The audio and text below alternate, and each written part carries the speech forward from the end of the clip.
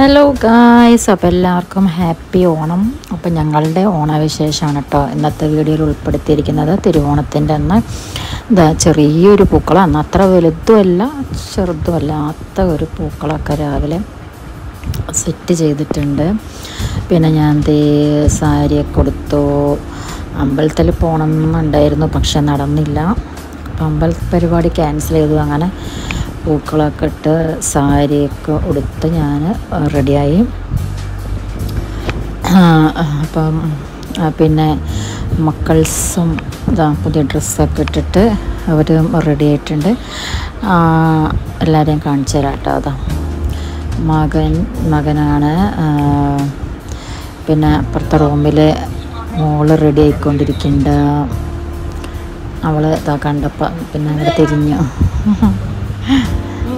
അത് പിന്നെ അങ്ങനെ അപ്പോഴേക്കും ഹസ്ബൻഡ് വിളിച്ചു. അപ്പം മക്കൾ സംസാരിക്കുകയാണ്, ഹാപ്പി ഓണൊക്കെ പറയണതാണ് കാണുന്നത്.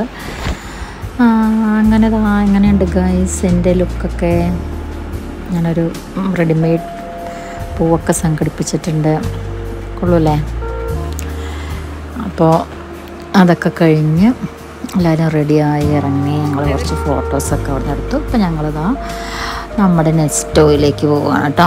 അവിടെയാണ് ഇപ്രാവശ്യം മാത്രമാണ് ഞങ്ങൾ വീട്ടിൽ സദ്യ ഉണ്ടാക്കാത്തത്. വേറെ ഒന്നും കൊണ്ടല്ല, ഒരു ചേഞ്ച് ആയിക്കോട്ടെ വിചാരിച്ചു. അവിടുത്തെ അനുഭവം നമുക്കൊന്നും അറിയണമല്ലോ. അപ്പോൾ അവിടെ ഒരു കാലിക്കറ്റ് നോട്ട്ബുക്ക് എന്ന് പറഞ്ഞിട്ട് ഭയങ്കര ഫേമസ് ആയൊരു ഹോട്ടലുണ്ട്. അപ്പോൾ അവിടെയാണ് ഇപ്രാവശ്യത്തെ ഓണസദ്യ. അപ്പോൾ ഞങ്ങൾ നേരത്തെ എത്തിയോണ്ട് തന്നെ ഞങ്ങൾ അവിടെ ഇരുന്ന് കുറച്ച് ഫോട്ടോസും വീഡിയോസും പിന്നെ യു സ്റ്റൈലും ഒക്കെ ഒന്ന് കയറി. അങ്ങനെ ഏറ്റവും മുകളിലത്തെ നിലയിൽ പോകുമ്പോൾ അവിടെ ഭയങ്കര ഇതാണ് കേട്ടോ നോട്ട്ബുക്കിൻ്റെ കാലിക്കറ്റ് നോട്ട്ബുക്ക് എന്നാണ് ഈ ഹോട്ടലിൻ്റെ പേര്. അടിപൊളി ഹോട്ടലാണ്, അടിപൊളി സൂപ്പർ ഫുഡാണ്. അപ്പോൾ ഞങ്ങൾ ചെന്നപ്പോഴത്തേക്കും തന്നെ അവർ അതെല്ലാം അറേഞ്ച് ചെയ്ത് ടേബിളിൽ വയ്ക്കുന്നുണ്ടായിരുന്നു കേട്ടോ. എല്ലാം അറേഞ്ച് ചെയ്ത് സെറ്റപ്പ് ആക്കി. എന്തൊക്കെയാണെന്ന് കാണിച്ചു തരാം.